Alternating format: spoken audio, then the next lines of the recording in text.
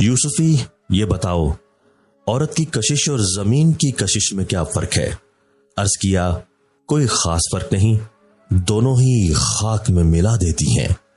عورت کا دل جیتنے کے معاملے میں عامل، مولوی اور پیر ڈاکٹروں سے کہیں زیادہ چالاک ہوتے ہیں۔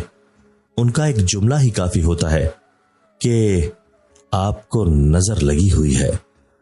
اگر آپ نکمے ہیں تو مذہبی عورت سے شادی کر لیں تاکہ وہ غربت کو امتحان سمجھے اور آپ کو مجازی خدا۔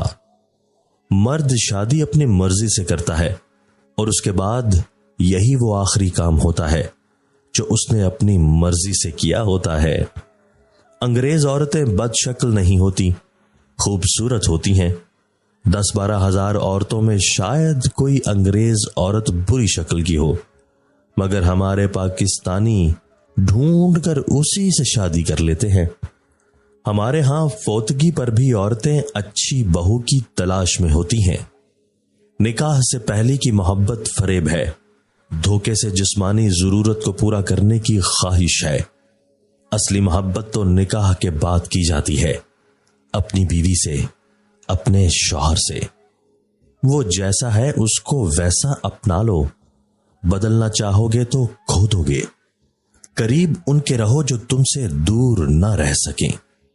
اس چیز کا غم نہ کریں کہ آپ نے غلط انسان پر اپنی محبت ضائع کر دی، کیونکہ اللہ وہی محبت آپ کو صحیح انسان کے ذریعے واپس لوٹا دے گا۔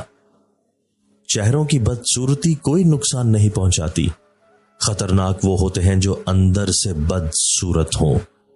مرد کی 3 حرکات عورت کو بے حد پسند ہوتی ہیں۔ عورت منٹوں میں پگھل جاتی ہے۔